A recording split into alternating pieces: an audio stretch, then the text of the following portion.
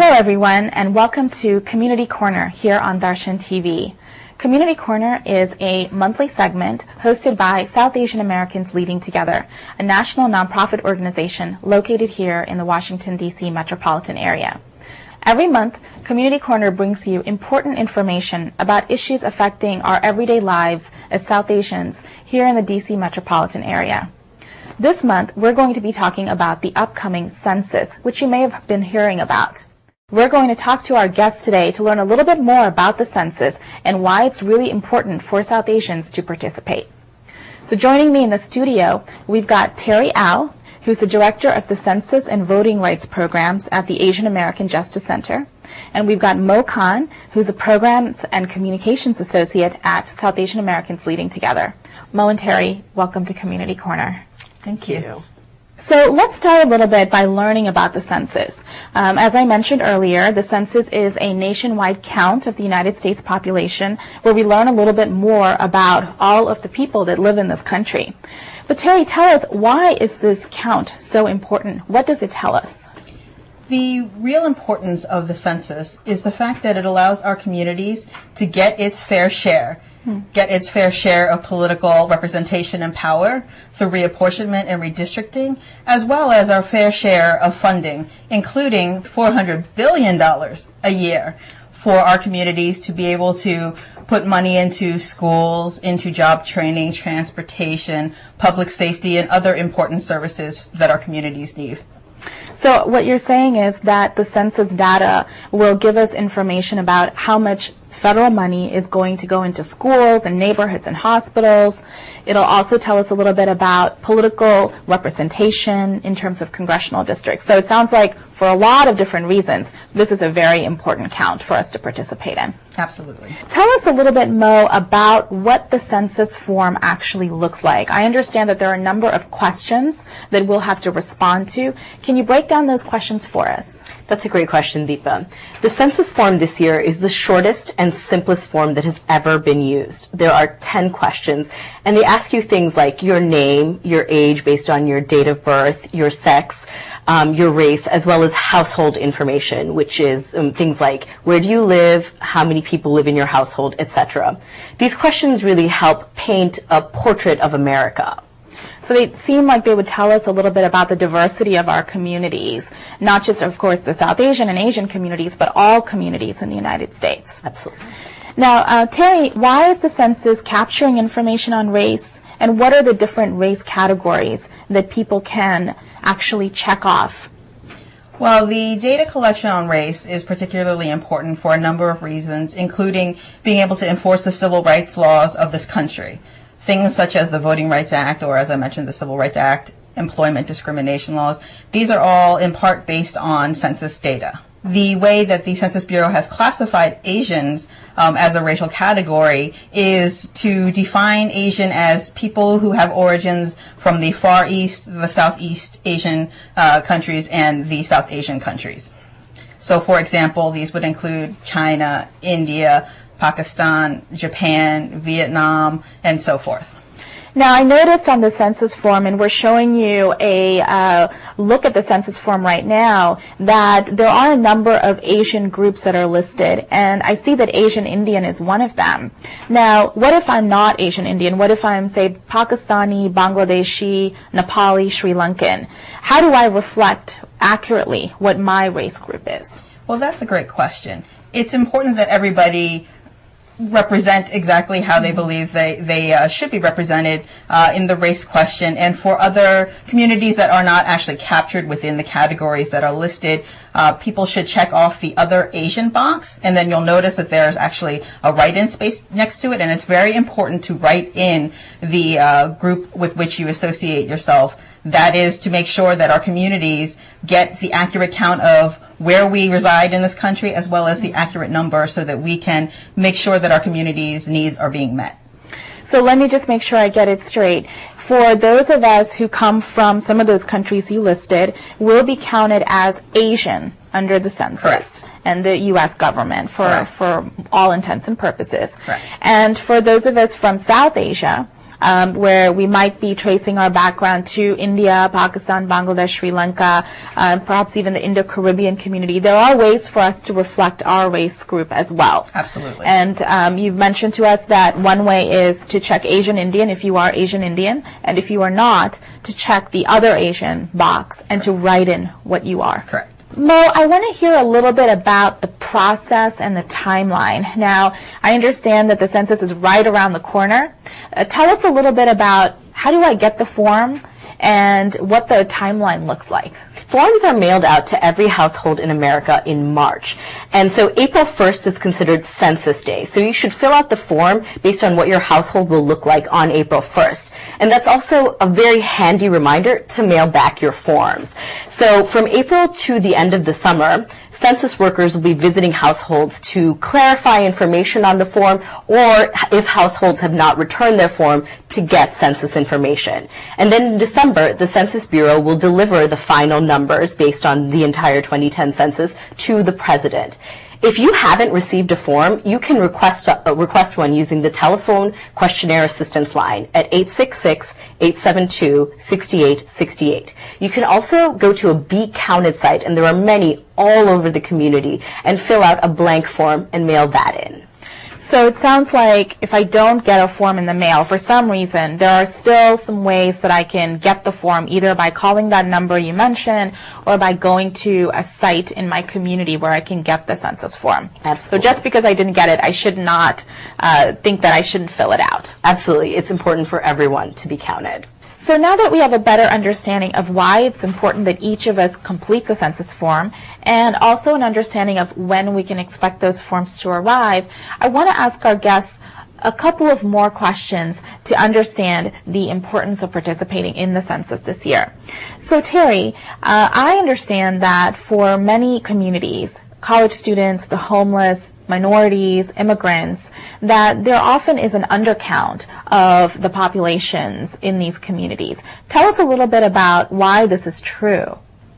Well, for the Asian American community and the other communities you talked about, historically there has been an undercount, that is, people within those communities are actually missed by the census, and so their numbers are inaccurate in that it doesn't show how many people actually exist for these communities.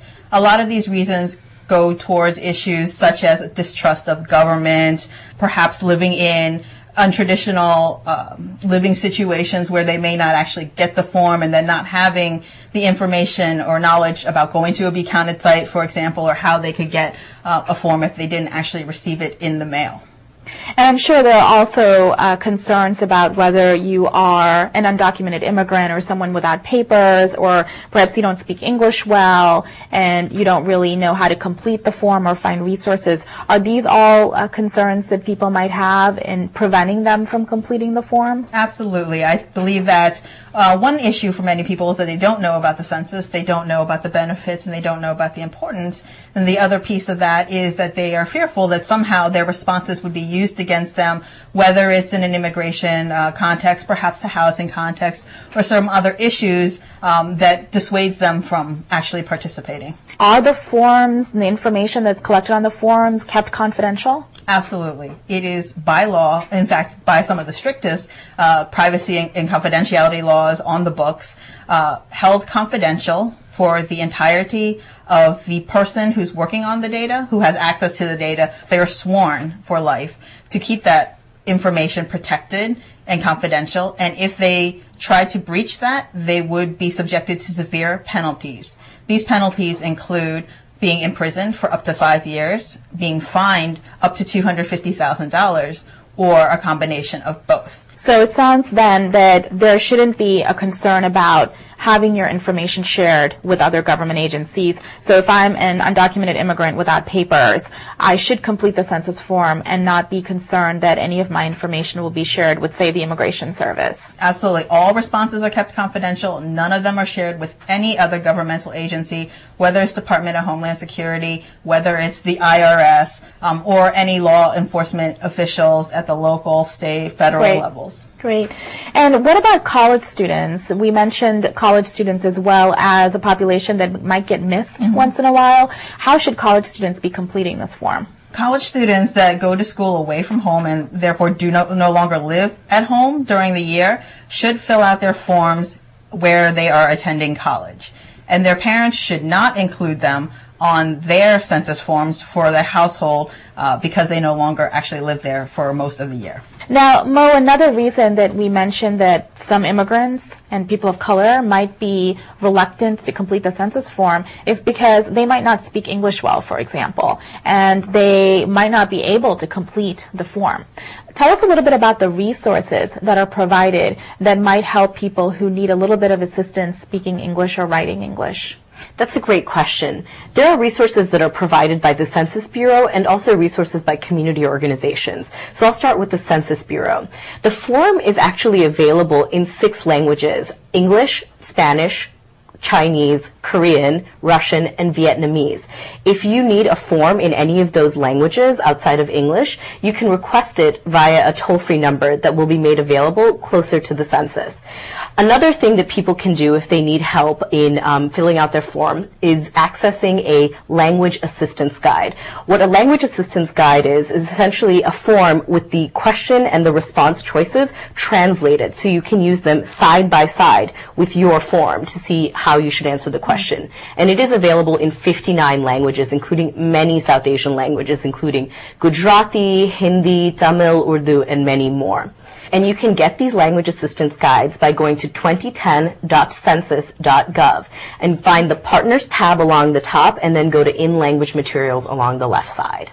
Great. You mentioned a little bit about some of the materials that community-based organizations are also providing to help people complete the census. I know both of you are at community organizations, so Mo, tell us a little bit about some of those resources. Great. So at SAALT, South Asian Americans Leading Together, we have a fact sheet that has been translated into 9 languages, 9 South Asian languages, that essentially goes through questions about the census as well as particularly how to fill out the race question, which we went over during the segment as well. And this fact sheet has been translated into Bangla, Gujarati, Hindi, Nepali, Urdu, Tamil, and Punjabi. So you can find this fact sheet as well as other resources at www.salt.org, and we have a Census 2010 page, and there's a lot of resources on there. And another great place to go to, just to go back to some of the census resources, is 2010.census.gov. It's kind of the hub where everything resides. Great. And Terry, tell us a little bit more about your organization's outreach work on the census. Great. The Asian American Justice Center has been partnering with other organizations, including SALT, through our Fill in Our Future campaign. And the website for that is www.fillinOurfuture.org. And it really serves kind of as a clearinghouse for a lot of the information that's been created out there, with the idea of really trying to have one place where people can get, whether it's the census documents, the fact sheet, the great fact sheet that SALT created, other things that have been created across the country, trying to house all of that into one location. We also have video resources, PSAs. People will be able to download them. Some of them are in language. To be able to stream them through their own websites or at events. Great. It sounds like there are so many resources available from not just the 2 organizations here, but probably many others around the country. And I think that the message that both of you are trying to send is that all of us need to participate in the census. It is an absolutely important civic duty. It's important because this is one way that we can get information about our communities, not just where we reside and the types of households we live in, but also about how many South Asians live in this country. Where do we live? What do our households look like? In a way, it is about painting that portrait of America. And it's very important that our communities get counted and are not missed this year. So we encourage you to really look at some of the resources that are available.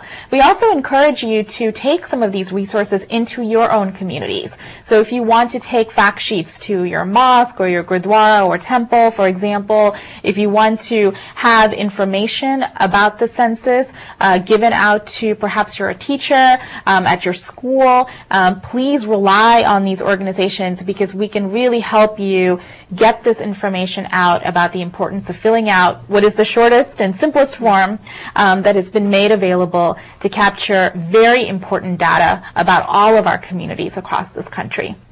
So I want to thank both of you, Mo Khan from SAALT and Terry Au from the Asian American Justice Center, for joining us. And we hope that all of you will get counted by April 1st, 2010, and tell your friends and your family members about the importance of completing this form. Thank you again for joining us here on Community Corner at Darshan TV. Join us next month when we discuss another topic of importance to the South Asian community.